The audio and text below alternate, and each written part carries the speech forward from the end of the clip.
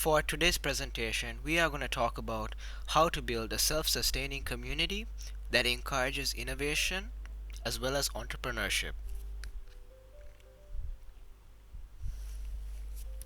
After looking at a key research study that spanned over 30 years and went globally, that was conducted by Cormac Russell, who is the managing director of Nurture and Development, he deduced that for communities to be successful and sustainable in the long run, there were several key factors that they needed to succeed in.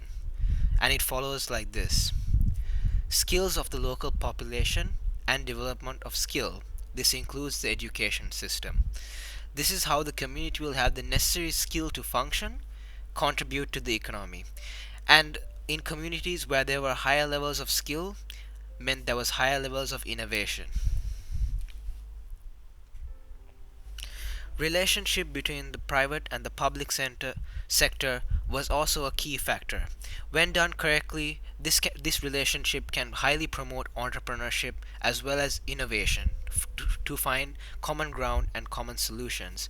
One measure is privatization, for example. Next is mobilization of economic resources. This is how the economy will function, and this is very key for a self-sustaining community. And it also ensures that resources are spread accordingly among the community. And finally, stories and anecdotes. Stories and anecdotes are a great way to pass on values through generations. This is a great way to build trust within a community. And we will be talking about values further in this presentation. Sean has given an introduction to sustainable communities. I will explain the core values and attitudes that we believe are required to do this. The first core value is empathy. Empathy helps people understand a problem and is essential for innovation.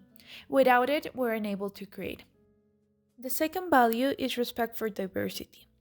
Startups and companies with people with different perspectives and experience are 70% likelier to report that a firm captured a new market by developing a new successful product or service. This promotes entrepreneurship. The third value is trust. That is essential for high risk projects because workers are more productive when they believe that the other person is capable and that they are stronger together. Trust can be built when companies are more transparent and support their employees. The last attitude necessary to build a sustainable community is people have to be concerned about the environment and be committed to sustainable development. This awareness motivates people to create new services and products that will not harm the environment. The coronavirus outbreak is changing the world, and according to some studies, people are becoming more empathic to each other and more concerned about the environment.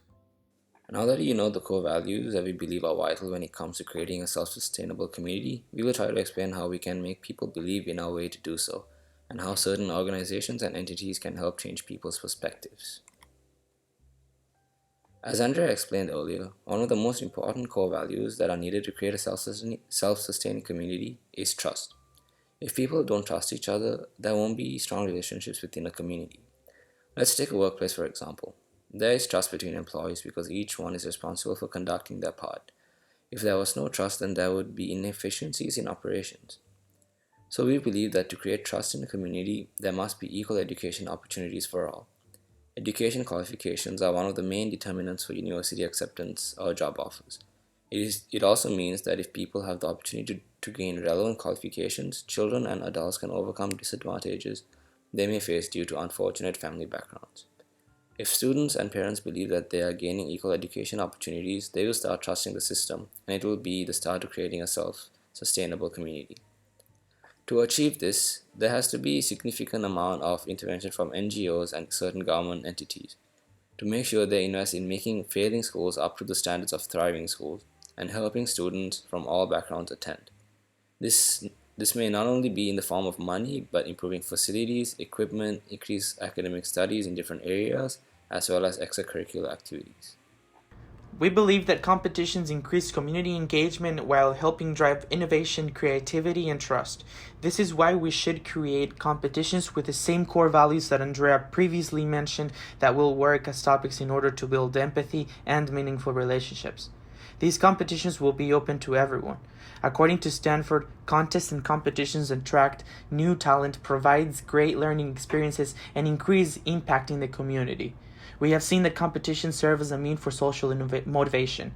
Social motivation has been defined as drive for a particular goal, business, on social influence. Therefore, this validates goal-based competitions as a way to impact the community. For example, in 2018, the Holt Prize was named by Fast Company as one of the most innovative companies. This is extraordinary considering the fact that the Holt Prize was only founded in 2010. This shows the growth potential of goal-based competitions and its positive social impact. The Holt Prize winner in 2016 was an American team that helped improve public transportation system in Kenya. They received $1 million to develop their business after expanding their network and gaining more experience from their competition. We hope that our competitions will be as successful as the Holt Prize. The competitions we want to host will be structured, developed, financed, and supported by NGOs who will choose the topic of competitions based on core values. A community that is actively engaged through goal-based competitions drives change by innovative, creating better opportunities, and building trust. As Sean mentioned early in the presentation, the connection between the private and the public sector is very limited. And in a community, trust is one of the most important values. And for the past decades, all around the world, the relationship between people and government has been negatively impacted by the corrupt and unstable top central authorities. As new technologies develop, people want to move away from untrustworthy third parties and rebuild that trust.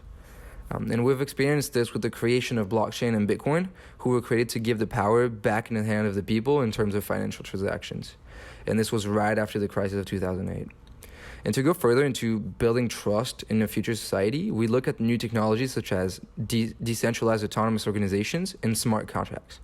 Essentially, the idea here is to get rid of the central authorities or big players or giant brands that make tons of money off of people. When we think of Uber and soon-to-come autonomous cars, using these new technologies, we could create DAOs or ownerless autonomous cars. No one would own it. It would drive around, pick up people, bring them to their destination for the only cost of being sustainable. The car would make its own money, enough to repair itself, and maybe a paying job here and there. Can you tell me this would not increase trust? Anybody would rather pay 10 cents to a car rather than $15 to a company that underpays their drivers and make tons of money. Another example of building trust applies from peer-to-peer through DAOs and smart contracts. We would not need a NASDAQ or ACP 500 because we could trade directly from people to people. You have to imagine a world where third parties do not exist anymore because we have brought the relationship back from people to people directly, and which creates trust, bond, and a far better experience.